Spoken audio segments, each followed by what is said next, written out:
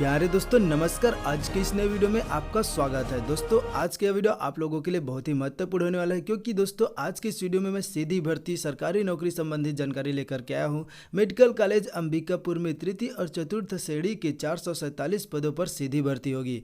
दोस्तों ये तृतीय और चतुर्थ श्रेणी के कौन कौन से पद है, कितने प्रकार के जो पद है, इसके लिए वैकेंसी जारी की गई है। आप संपूर्ण जानकारी चाहते हैं तो वीडियो को अंत तक देखते रहें।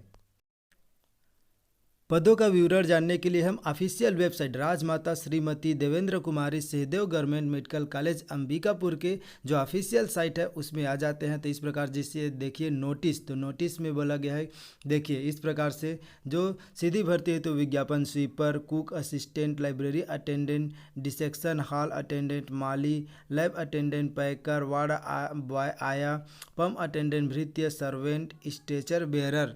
उसके बाद आगे देखिए नाइट, टेलर, धोबी, अटेंडेंट, क्लीनर, चौकीदार, भृत्य चौकीदार, लोहार, बढ़ई, कैटलागर, लाइब्रेरी सहायक। उसके बाद आगे देखिए supervisor, pharmacist grade 2, ECG technician, स्वास्थ्य शिक्षक, lab technician, dietician, modeler, medico social worker, receptionist clerk, record keeper, ज्ञापन stenotypist, record clerk, coding clerk, सहायक grade 3, data entry operator, computer operator, stenographer grapher. इसमें आवेदन का प्रारूप, आवेदन सीधी भर्ती विज्ञापन का विवरण। तो दोस्तों इसमें वाहन चालक, रेडियोग्राफर, ये इस प्रकार की दोस्तों सभी प्रकार की जो भर्ती आई हुई है, तो एक एक करके मैं आपको इसका जानकारी दे रहा हूँ। तो कौन सा पद के लिए, इसमें कौन सा पद के लिए कितने कौन सा पद के लिए कितने वैकेंसी जारी की गई, ये आपको मैं आगे एक एक करके लाइन बाय लाइन दिखा रहा हूँ। आपको इसके लिए कब तक आवेदन करना है, आवेदन की प्रक्रिया क्या रहेगी, कैसे आपको आवेदन करना है, इस प्रकार की संपूर्ण जानकारी आपको इस वीडियो में मिलने वाली है।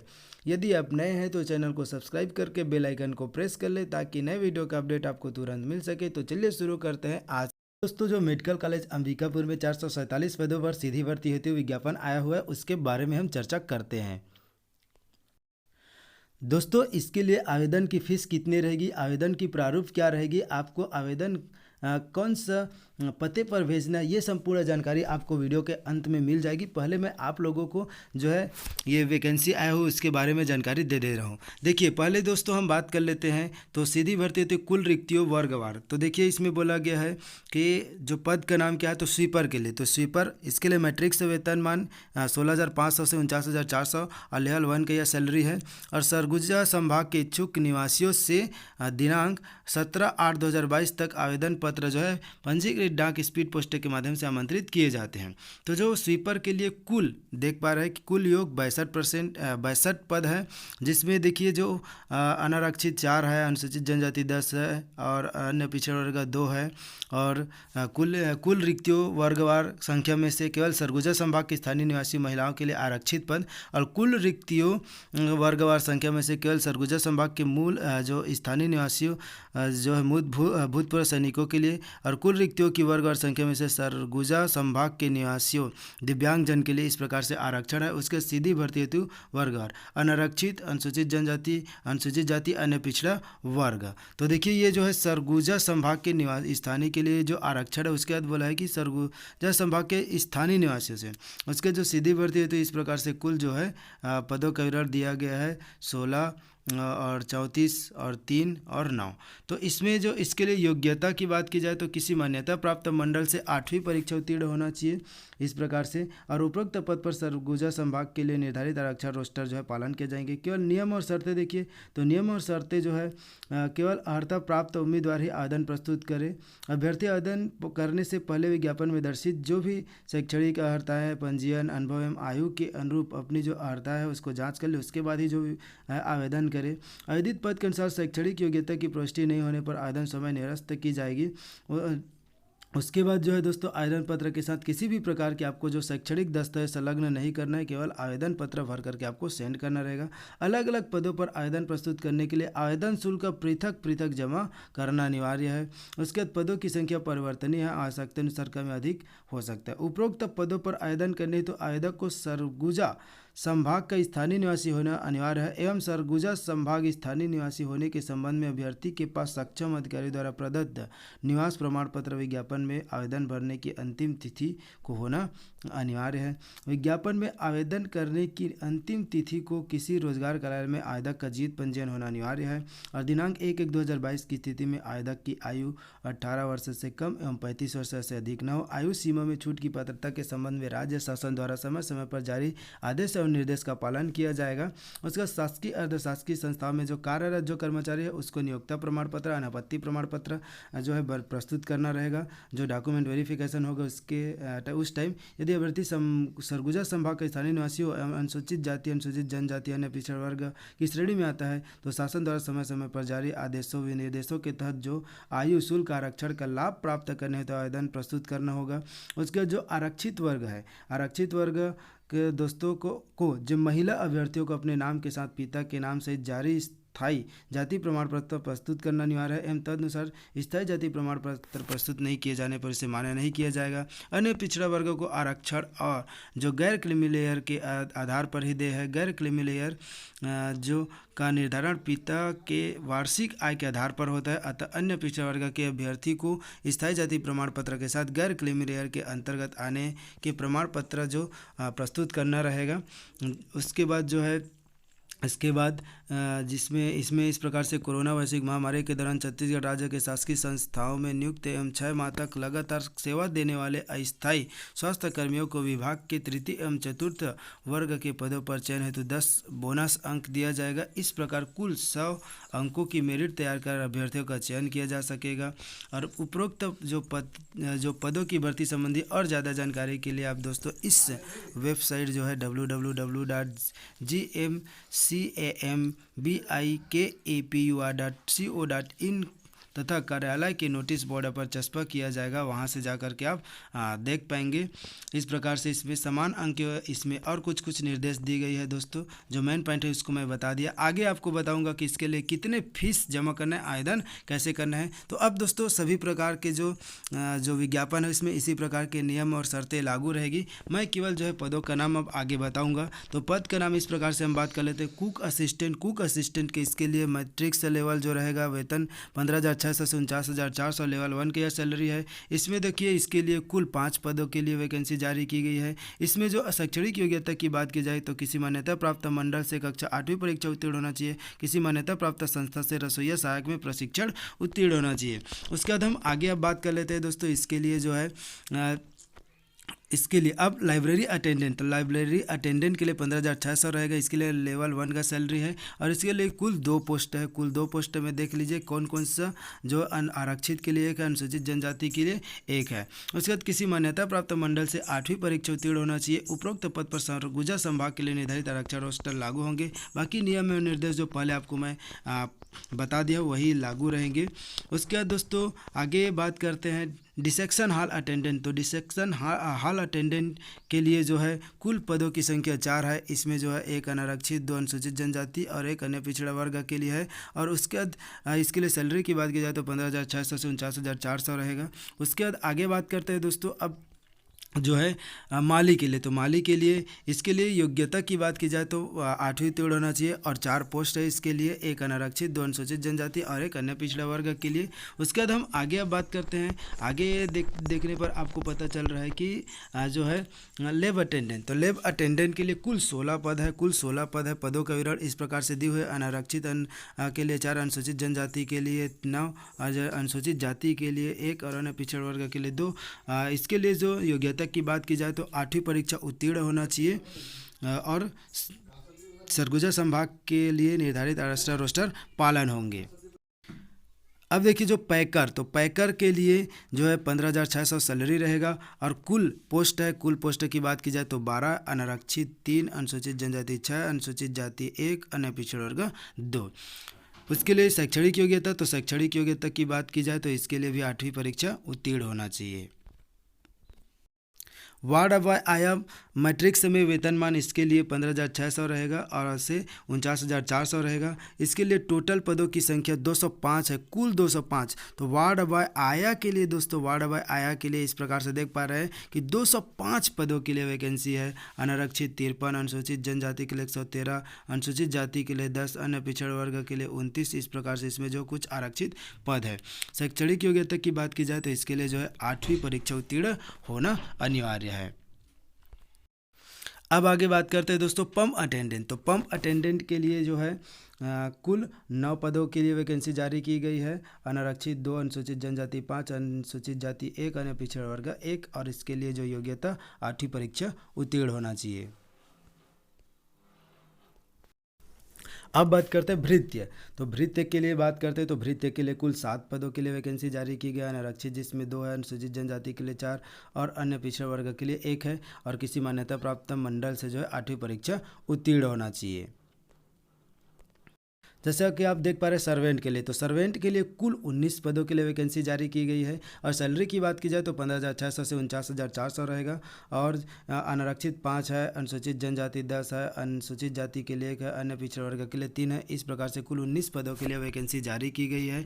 उसके बाद आगे देखिए, आगे हम बात करते हैं स्ट्रेचर बेयरर।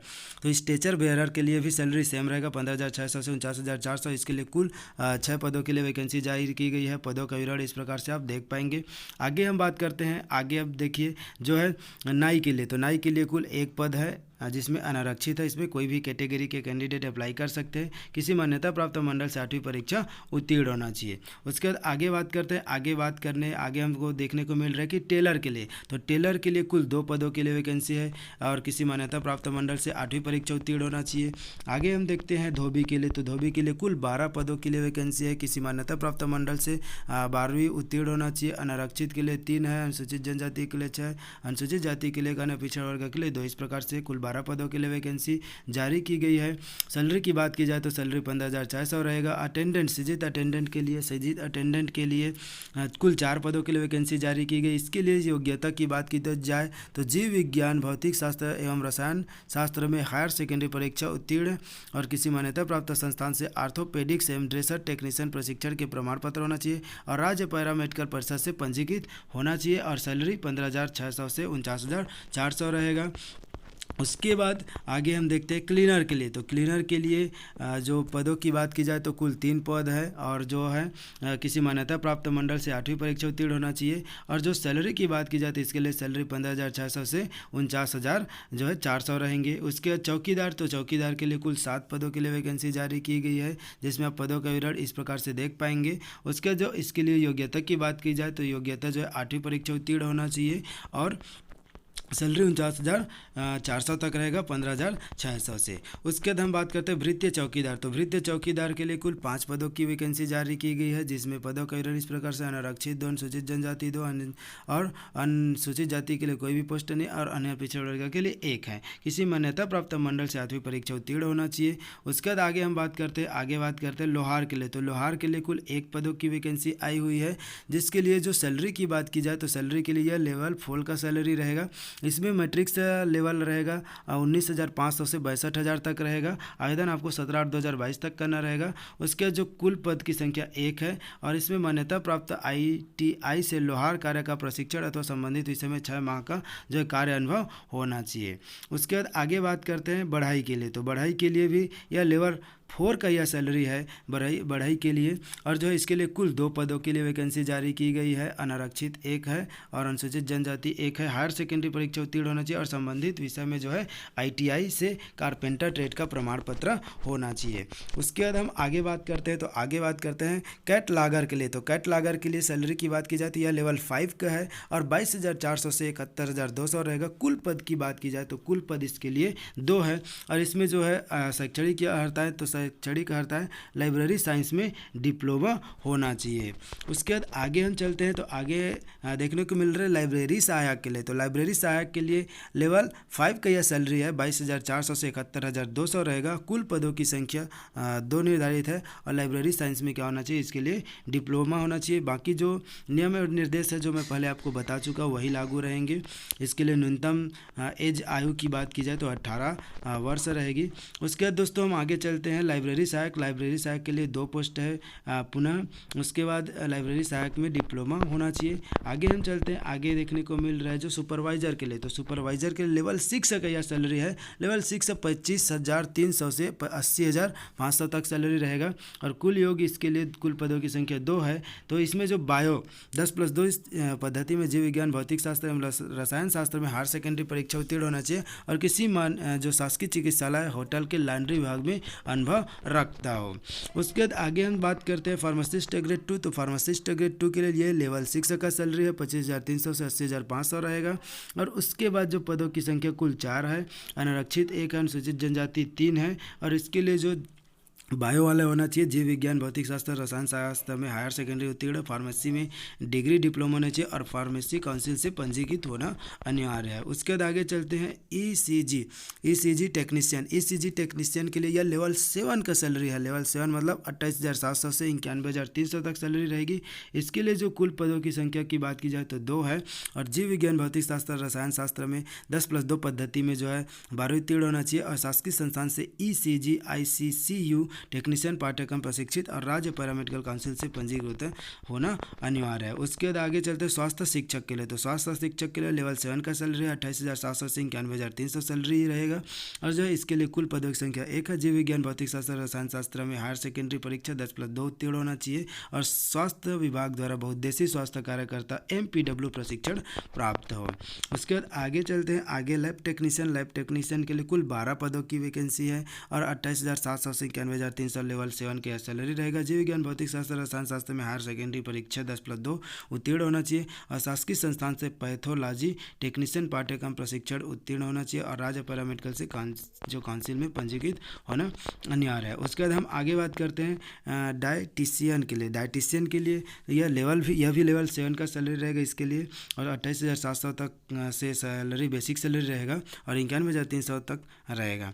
कुल पदों की संख्या 1 है। MSc होम साइंस डाइटिक्स विषय के साथ होने चाहिए और इसके लिए जो विभिन्न दिशा निर्देश इस प्रकार से दी हुई है, जिसका लिंक मैं आपको डिस्क्रिप्शन में दे दूंगा, वहां से जा करके आप डाउनलोड करके स्वयं अवलोकन कर पाएंगे। उसके बाद दोस्तों बात किया जाए मॉडलर के लिए। तो मॉडलर के लिए कुल पदों की संख्या 1 है और इसके लिए जो शैक्षणिक अर्हताएँ हैं, ललित कला में JJ कॉलेज ऑफ आर्ट से स्नातक उपाधि, व्यावसायिक चित्रकारिता फोटोग्राफी में 1 वर्ष का अनुभव हो। और सैलरी की बात की जाए तो इसके लिए 28,700 से 91,300 सैलरी रहेगा। उसके बाद हम बात करते हैं मेडिको सोशल वर्कर। इसके लिए मेडिको सोशल वर्कर यह लेवल 8 का यह सैलरी है। लेवल 8 35,400 से 1,12,400 इसके लिए सैलरी रहेगा। कुल पदों की बात की जाए तो 4 है। इसके लिए जो शैक्षणिक अर्हता है, समाजशास्त्र में न्यूनतम 55% अंकों के साथ स्नातकोत्तर उपाधि, मेडिको सोशल वर्कर पाठ्यक्रम में डिप्लोमा और संबंधित विषय में MPhil होना चाहिए।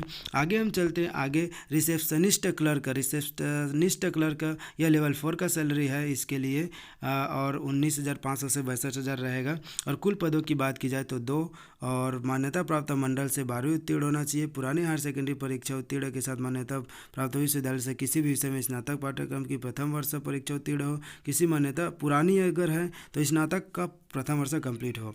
किसी मान्यता प्राप्त संस्था से डाटा एंट्री ऑपरेटर प्रोग्रामिंग 1 वर्षीय डिप्लोमा और कंप्यूटर में हिंदी टाइपिंग में 5,000 की डिफरेंशन प्रति घंटे की गति होनी चाहिए। इस प्रकार से जो है इसमें इसके लिए शैक्षणिक योग्यताएँ रखी गई है। उसके बाद हम बात करते हैं आगे रिकॉर्ड कीपर। तो रिकॉर्ड कीपर के लिए कुल 2 पद है और मान्यता प्राप्त शिक्षा मंडल से 10+2 पद्धति में परीक्षा उत्तीर्ण होना चाहिए। अगर पुराना हायर सेकेंडरी है तो इसके स्नातक का प्रथम वर्ष और इसके लिए भी डाटा एंट्री ऑपरेटर प्रोग्रामिंग 1 वर्षीय डिप्लोमा होना चाहिए और कंप्यूटर में हिंदी टाइपिंग के साथ 5,000 जो इसके लिए डिप्रेशन प्रति घंटे की गति से टाइपिंग आना चाहिए। और सैलरी की बात की जाए तो 19,500 इसका बेसिक सैलरी रहेगा। उसके बाद दोस्तों इसके आगे बात करते हैं, आगे हम बात करते हैं स्टेनोटाइपिस्ट के लिए। तो स्टेनोटाइपिस्ट के लिए कुल 1 पद है। मान्यता प्राप्त मंडल से 10+2 पद्धति में परीक्षा उत्तीर्ण होना चाहिए, 12वीं परीक्षा और पुरानी हायर सेकेंडरी यदि है तो स्नातक का प्रथम वर्ष उत्तीर्ण होना चाहिए और हिंदी शीघ्र लेखन में 60 शब्द प्रति मिनट की गति से और मान्यता प्राप्त संस्था से डाटा एंट्री ऑपरेटर या प्रोग्रामिंग में 1 वर्षीय डिप्लोमा प्रमाण पत्र या डाटा एंट्री ऑपरेटर की 5000 की डिप्रेशन प्रति घंटे की जो गति के संबंध में कौशल परीक्षा ली जाएगी। और सैलरी की बात की जाए तो 19,500 बेसिक सैलरी रहेगा, 19,500 से 62,000 तक इसके लिए सैलरी है। उसके बाद हम आगे बात करते हैं रिकॉर्ड क्लर्क। तो रिकॉर्ड क्लर्क के लिए कुल 3 पद है और सेम जो है इसके लिए भी शैक्षणिक योग्यता ऊपर बताई गई है, उसी के अनुसार इसके लिए भी जो है शैक्षणिक अर्हताएँ रखी गई है।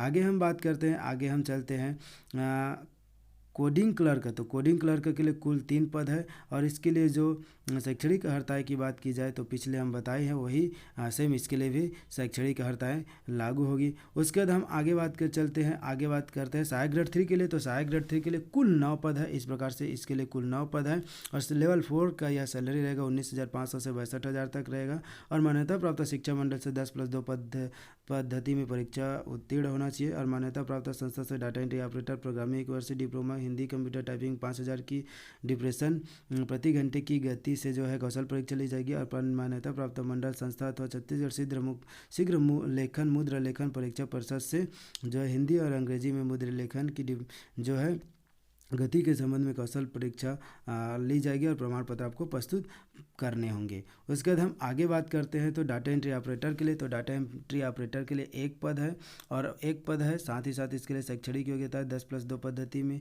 परीक्षा उत्तीर्ण और मान्यता प्राप्त संस्था से डाटा एंट्री ऑपरेटर प्रोग्रामिंग में 1 वर्षीय डिप्लोमा होना चाहिए और इसके लिए जो स्पीड की बात की जाए तो 8,000 की डिप्रेशन प्रति घंटा होना चाहिए। उसके बाद आगे हम बात करते हैं, आगे चलते हैं, आगे देखिए इसके लिए जो पोस्ट है कंप्यूटर ऑपरेटर के लिए। तो कंप्यूटर ऑपरेटर के लिए कुल 2 पोस्ट है जिसके लिए शैक्षणिक योग्यता की बात की जाए तो 10 मान्यता प्राप्त शिक्षा मंडल से 10+2 परीक्षा उत्तीर्ण पुरानी पद्धति में तो इस प्रथम वर्ष स्नातक होना चाहिए और कक्षा 10वीं परीक्षा उत्तीर्ण मान्यता प्राप्त संस्था से किसी भी विषय में त्रिवर्षीय डिप्लोमा, यदि 10वीं है तो किसी भी विषय में त्रिवर्षीय डिप्लोमा और साथ ही साथ मान्यता प्राप्त संस्था से डाटा एंट्री ऑपरेटर प्रोग्रामिंग में 1 वर्षीय डिप्लोमा प्रमाण पत्र तथा हिंदी एवं अंग्रेजी डाटा एंट्री की गति 8,000 की जो है डिप्रेशन प्रति घंटा होने चाहिए।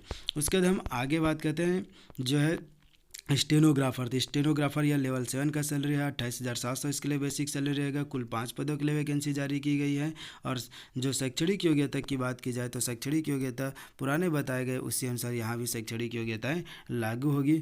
उसके बाद हम दोस्तों अब आगे चलते हैं, इसके लिए जो आवेदन का प्रारूप क्या है, आवेदन कैसे करना है और इसके लिए फीस कितना हमको देना होगा।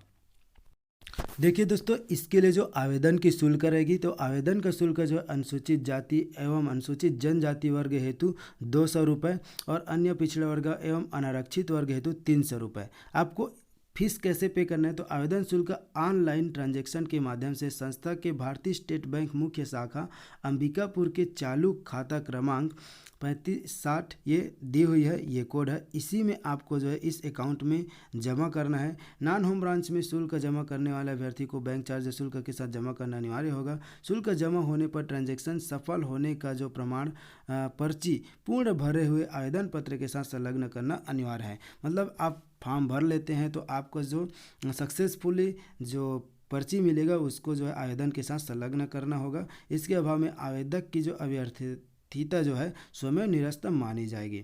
पूर्ण भरे हुए आवेदन पत्र को घोषणा पत्र के साथ अधिष्ठाता राजमाता श्रीमती देवेंद्र कुमारी सिंहदेव शासकीय चिकित्सा महाविद्यालय अंबिकापुर सरगुजा छत्तीसगढ़ के पते पर दिनांक 17/8/2022 तक पंजीकृत डाक अथवा स्पीड पोस्ट के माध्यम से ही आवेदन प्रस्तुत करने हैं। अन्य दूसरे माध्यम से जो है आवेदन स्वीकार नहीं किए जाएंगे। ये आवेदन का प्रारूप है, इन्हीं प्रारूप में आपको आवेदन प्रस्तुत करना है। आवेदित पद का नाम आपको यहाँ लिखना है, कौन सा पद के लिए आप अप्लाई करना चाह रहे हैं, विज्ञापन का क्रमांक व दिनांक, ये सभी आपको लिखना होगा। उसके बाद दोस्तों विज्ञापन का क्रमांक और दिनांक, तो विज्ञापन का क्रमांक और दिनांक जैसे ये यहाँ दिया रहेगा, ये विज्ञापन का ये क्रमांक है तो कौन सा ये क्रमांक को आपको वहाँ लिखना है, पूरा इतने को पूरा लिखना रहेगा। उसका जैसे अलग अलग पदों के लिए आपको अलग अलग आवेदन प्रस्तुत करने हैं तो अलग अलग पदों के लिए जिस पद के लिए आप अप्लाई करेंगे वहाँ जो है ये क्रमांक दिया रहेगा, उन्हीं को आपको वहाँ लिखना है। कहाँ जो आवेदित जो विज्ञापन क्रमांक एवं दिनांक बोला है उनको। उसके बाद दोस्तों आपके जो शैक्षणिक अर्हताएँ हैं इसमें तो आपको आगे प्रविष्ट करना है। उसके बाद राज्य सरगुजा संभाग का स्थानीय मूल निवास है या नहीं, तो कौन सा, यदि हाँ तो कौन सा जिला के है, दिव्यांग हाँ नहीं, यदि दिव्यांगता का, ये सभी इस प्रकार के आपको जो आवेदक का पत्र व्यवहार ये सभी संलग्न करना। आवेदन पत्र के साथ शुल्क जमा होने पर ट्रांजैक्शन सफल होने का पर्ची अतिरिक्त किसी भी प्रकार के, और उसके बाद आपको किसी भी प्रकार की कोई जो शैक्षणिक दस्तावेज नहीं करना है, आपके डॉक्यूमेंट वेरिफिकेशन के टाइम आपको वहाँ दिखाना रहेगा। आवेदित पद के अनुसार शैक्षणिक योग्यता की प्रविष्टि नहीं पाए जाने पर जो है आवेदन समय निरस्त मानी जाएगी। मतलब यदि आप जो भेजे हैं और शैक्षणिक योग्यता की प्रविष्टि नहीं पाए जाए, अतिरिक्त किसी भी प्रकार दस्तावेज प्रमाण पत्र संलग्न नहीं करना है बोला गया है। उसके लिए घोषणा पत्र भी आपको जो है संलग्न करने हैं। इस प्रकार से दोस्तों इसमें नियम और निर्देश जो दी हुई है इसको मैं डिस्क्रिप्शन में डाल दूंगा, वहाँ से जा करके आप स्वयं डाउनलोड करके जो है एक एक करके आप बार के जिस पद के लिए आपको चाहिए उस पद का मैं लिंक दे दूंगा, वहाँ से जा करके आप डायरेक्ट डाउनलोड करके आप अवलोकन करके फॉर्म फिलअप करेंगे ताकि आपको किसी भी प्रकार की कोई भी समस्या ना हो। तो दोस्तों इसी प्रकार के नए वीडियो पाने के लिए आप चैनल को सब्सक्राइब कर ले, बेल आइकन को प्रेस कर ले। Thank you for watching. अगले वीडियो में मिलते हैं बहुत जल्द।